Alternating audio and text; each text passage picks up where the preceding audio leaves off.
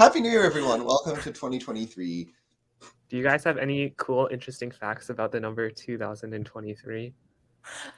Luke sent me one. Yes, someone told me, I cannot claim this as original, but someone told me that it is equal to 2 plus 0 plus 2 plus 3 times 2 squared plus 0 squared plus 2 squared plus 3 squared squared. Yeah, because 2 plus 2 plus... Wow, 2 this plus is 0 plus pretty 2 good. plus... It also Yeah. implicitly gives the prime factorization. It does. Yeah. Thanks to the guy on Discord who pointed that out a while ago.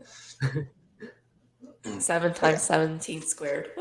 This is true. That's a pretty good number. Do you guys have any particular New Year's resolutions? I haven't really thought about it. How about you guys? I think at this age, once you're in college, it is like the New Year is not so much of a natural break point anymore because it's just like in the middle of the school year, yeah. or whatever. I mean, Luke, I think I can think of one for you, which is get your assignments in on time.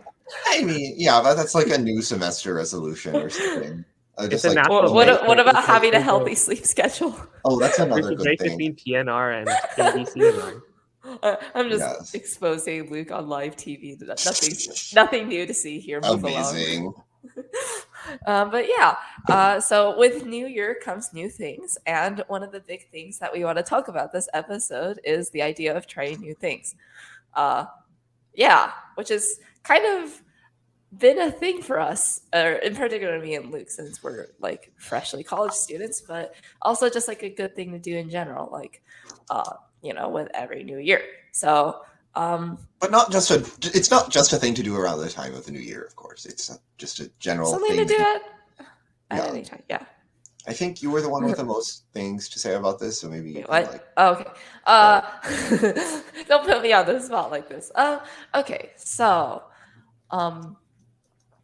what is a new thing to try? So when I got to college, I was like, wow, this is a new place, and now I have a lot more freedom to do things. Because the thing is, when you're in high school, a lot of activities that you want to do are slightly or somewhat determined by your parents as well. Like whether can they drive you to things? Are you willing to wake up at 6 a.m. for this thing and have them drive you there? Are they willing to stay pick you up after school after this activity? I'm assuming none of this applies to Luke. And so, yeah. My point being, once you're in college, a lot of the things that you do are more determined by yourself, because all you have to do to attend this club is just walk over there. All you have to do to attend that thing is walk over there, which is still prohibitive considering that all three of us live in the farthest dorm from main campus, but you get the idea. So one thing that I've decided to try is dance. Specifically, I'm part of the MIT Asian dance team. I have never been that interested in dance, admittedly, because I did ballet when I was 5, and I did tap dance around the same time as well. And both were miserable. This was partially because I was extremely nearsighted at the time and hadn't fully realized it, I think, or also had to wear glasses a lot, which is still not great. So instead of being the elegant ballerina like everyone else, all the other children were, I was just over there barely able to see my instructor. So that was bad. First inkling of the idea of wanting to do dance happened during MOP. But then I was way too self-conscious, especially since it was virtual MOP. So I had to record myself dancing, which would be a disaster. So I didn't do it that year, nor did I do it in any of the virtual years, nor at in-person summer camp. I don't know.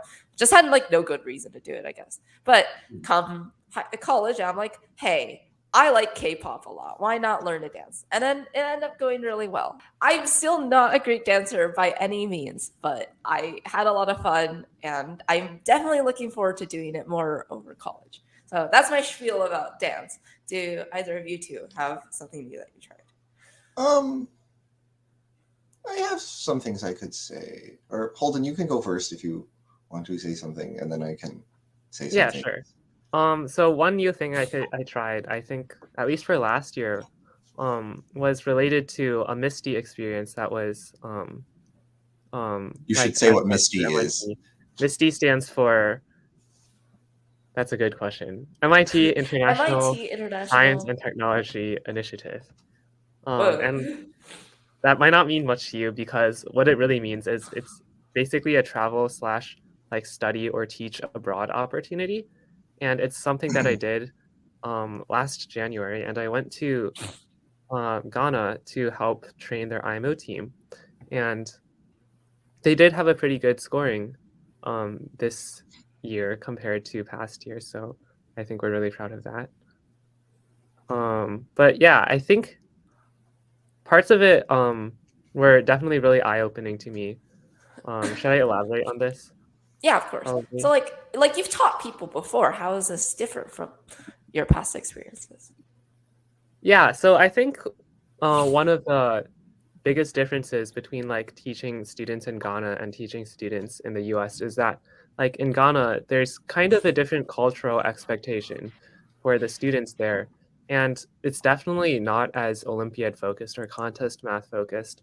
A lot of parents really see the math contests as something that's extremely secondary. And what the top students should be focusing on are really the exams that will essentially determine which college the students will end up going to, which of course they don't really exist. There's no analog of this in the US. Maybe the closest thing is like SAT or ACT, but those don't really end up deciding which college.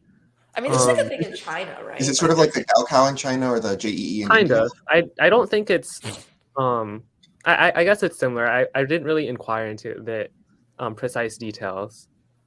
But yeah, Ghanaian colleges also are not aware of the Math Olympiad, so putting something like got a bronze medal at the IMO will mean nothing to them, even though it's an extremely impressive achievement.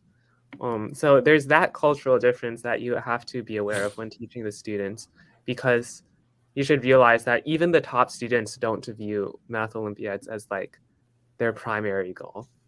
It's something that maybe they would do like only. So why do they do math contests if it's considered secondary? I'm just curious. I think it's because they enjoy it and they find the mathematics fun, which Well, is that's good.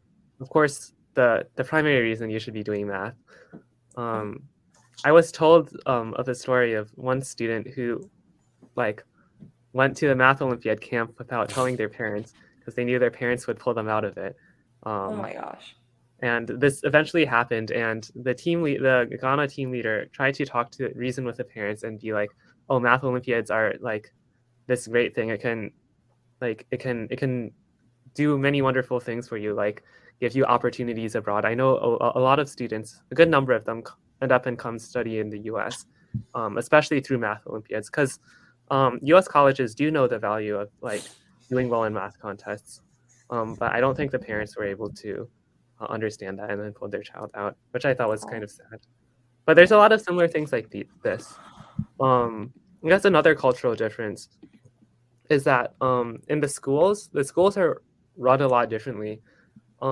There's definitely not as much free time for the students to do whatever they want, and also doing things like using electronic devices or like trying to access the internet is fairly restrictive, because if you want internet access, I think what you would have to do is you would have to ask for some time in the computer room at the school, which is a bit hard to get.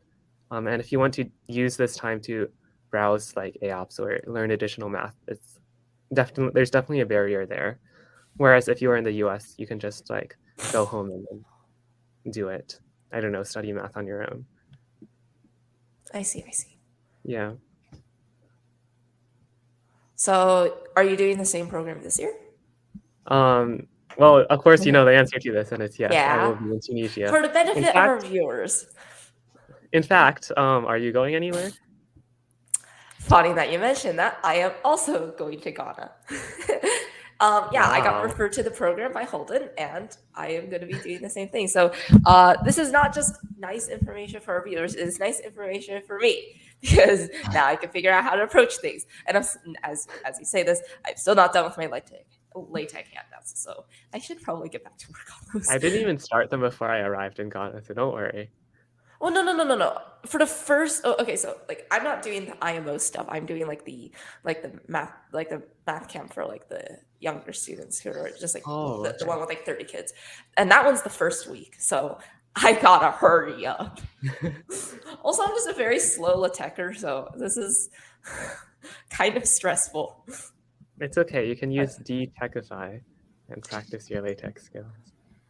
I Right? No, suppose. it's not that. It's what's the other thing called? I forgot. Technique? Yeah. Oh, no one cares about the speed typing racer thing, or almost no one. Very few people. Some people like to play that game, but yeah. Okay. I guess I have not really said much this episode. Wait, hold on, you didn't answer my Oh. question. Though. What is the question? What was the question? Where are you going for Wait, I MISTI? thought I said this. I think you said this. Did you? Okay, oops, my bad. Well, you should say it I'm again. going to Tunisia. I guess, yeah, I am not going to Africa. I might do this in some future year, but I did not apply. I figured I maybe would do other things. Like I will just be staying around college over January and just through the semester. But it does sound very cool and definitely something that I like will consider doing in the future. But there are some new things that I have done in college, maybe not as like interesting veins as what y'all said, but a couple of things are just, one thing was that in the choir program, I had a solo in the concert, which is like not, I guess this is not, like that's not a major, because I had done choir before, but I'd never had like a singing solo, which is like, I guess this is not a major variety of new thing, but it's still a lesson of like being willing to try new things, and you know, even if the new things are kind of scary, because getting up and singing like by oneself in front of like, I don't know, a few hundred people is kind of scary. It's pretty scary, but I'm glad I did it. I would do it again. But yeah, so I don't know. It's just a sort of I don't know, maybe a lesson about the value of being willing to branch out, especially as you get older. But yeah, it doesn't have and to I be, mean, like, don't take it too doing far. anything. Don't do anything bad, but like within reason, it can be pretty good to have an open mind.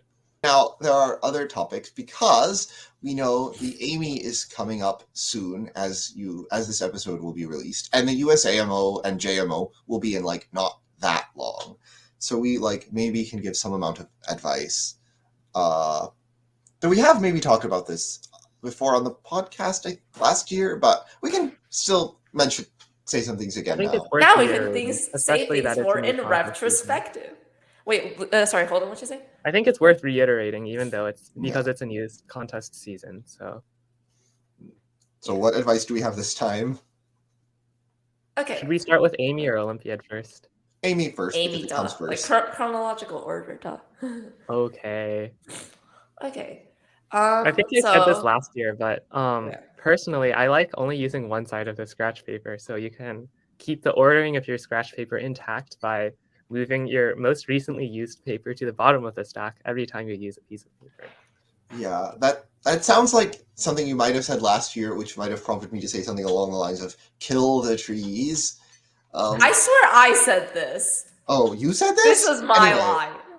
Anyway, the point is, Okay. you can Maybe feel we free. both said it. I don't know. You can feel free to use lots of paper. Yeah. I said something like, use like, there's like the standard thing of like use one paper per problem, but like what I ended up doing was like writing up my solutions really neatly, almost Olympiad style on paper. Which, disclaimer, I don't recommend you that you do this. I just had like I had a lot of time to kill, but like it helped me check for sillies. We get like, it. I You did, solve yeah, because I did like a lot of questions in like the first hour, and I was like, dang, the chance that I made a mistake in this is like pretty high. Maybe I should check. So I did check, and I think I caught like something, which I also vaguely remember saying this in a past episode. But like, hey, it's worth reiterating. I'm not sure if this is a good strategy anymore, honestly.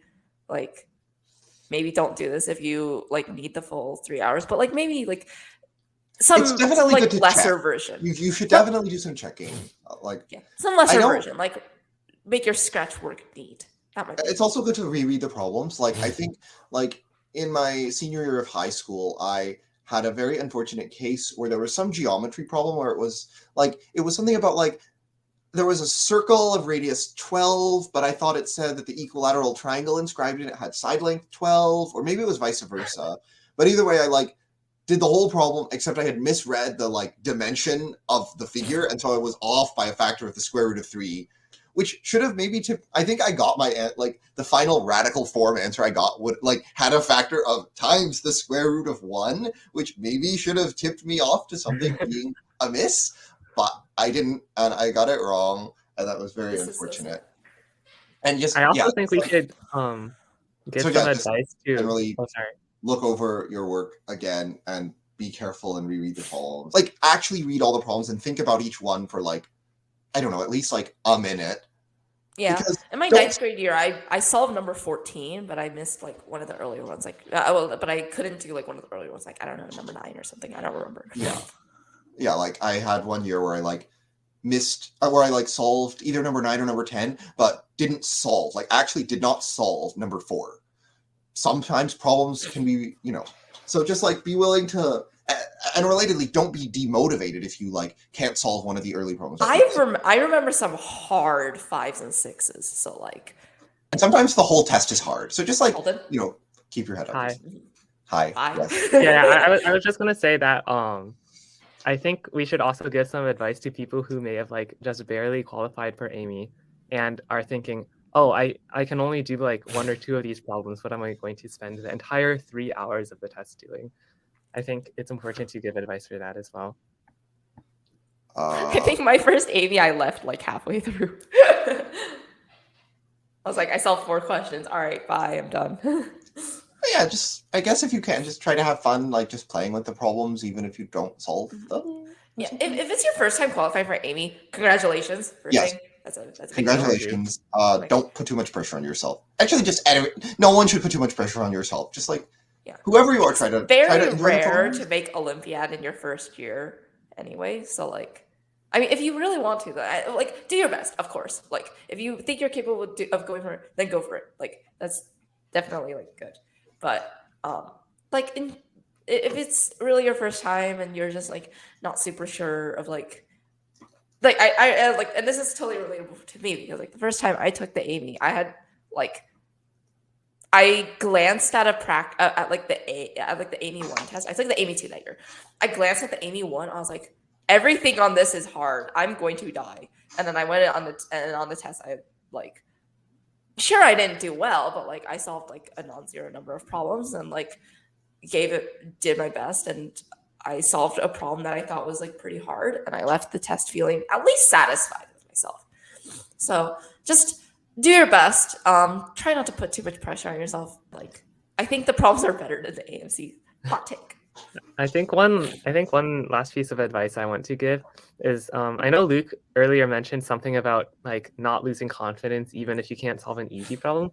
I think one idea to like combat this is just start the test by solving some random problem that is like, I don't know, comfortable in your difficulty range, but not at the beginning. So, if you like normally can solve 10 problems on the AIME on average, and then maybe like try number 7 or number 8 and then solve that as your first one, and then that should like give you enough confidence. Interesting strategy, huh? And also just like if you get stuck on a problem, maybe like you might have more ideas if you come back to it later. Yes. Anyway, maybe we should move on to giving at least a little bit of advice about the Olympiad, which is so that's kind of a far way away, but yeah. Especially like advice targeted toward people who it's like their first time taking it, because like if you've taken it before, you maybe already know what to do, but at least somewhat. But yeah, like if you're taking an Olympiad, I think a lot of the same advice applies to the Olympiads. I think last year's USMO, like statistically, problem 2 was easier than problem 1. This can even, it can happen with the JMO, and it can also, again, vary by person. So like, again, you want to like read all the problems and like think about all of them seriously for at least, I don't know, 20 minutes. And yeah. I also think that if you haven't done a proof contest before, you should look at examples of well-written proofs. There was a letter sent to like everyone who like made USMO or USAJMO in 2020 that was just like, here are some pieces of advice.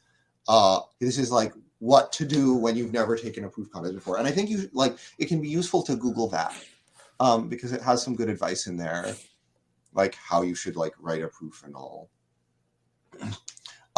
And speaking of that USIMO welcome letter, believe it or not, one of the problems in that USIMO welcome letter is the same problem that we discussed in last month's episode. The one about the rectangle. Wow. So true. This is true. This was like a problem from the USIMO of like 2004 or something.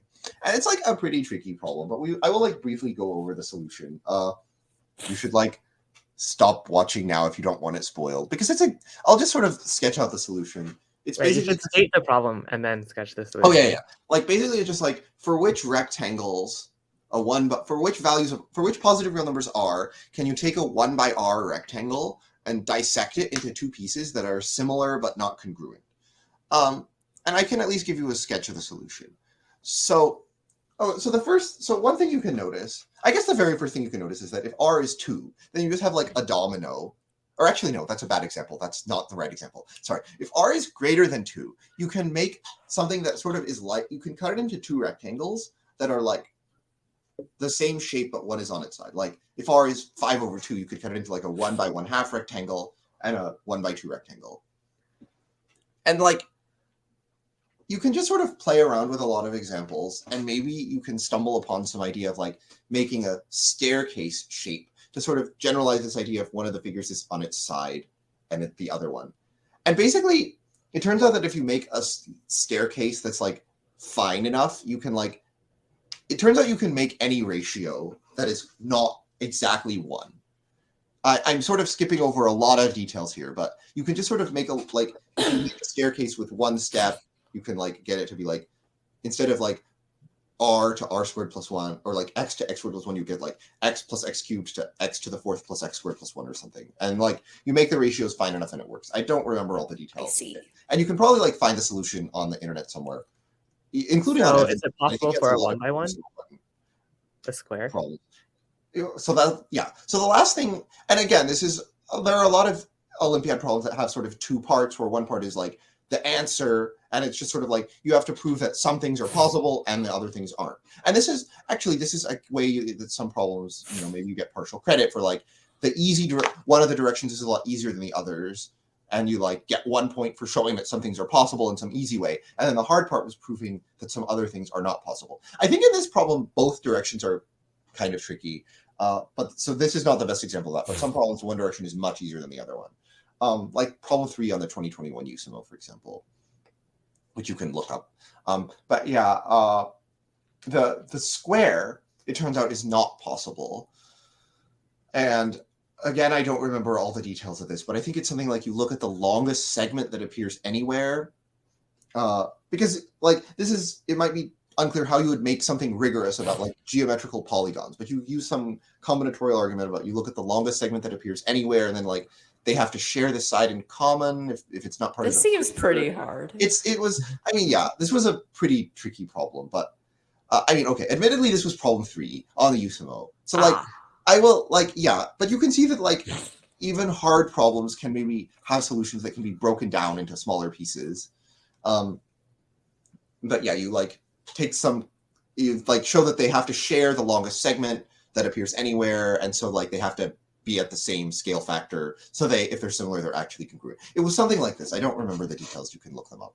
But yeah, I feel like people are probably confused right now. But again, don't worry that you can. I'm sure there are better explanations on this than what I just read. Especially since you're doing this like verbally and rather than like writing. Oh yeah.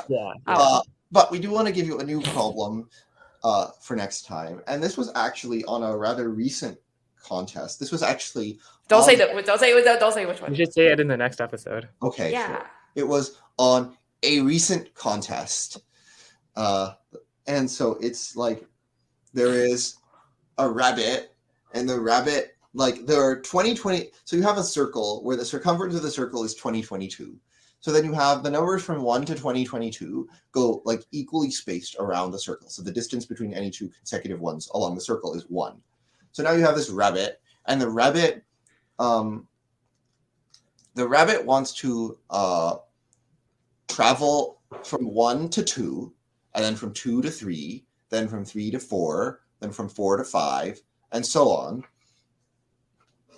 And then from 2021 to 2022, then back to the beginning to 1.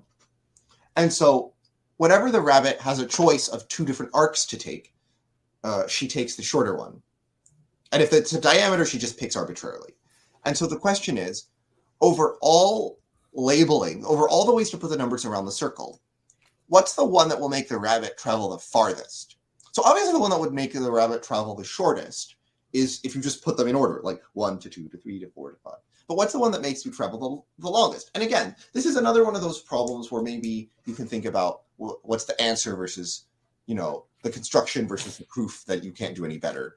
And you might think about like, oh, maybe you want a lot of things that are diametrically opposite or like almost.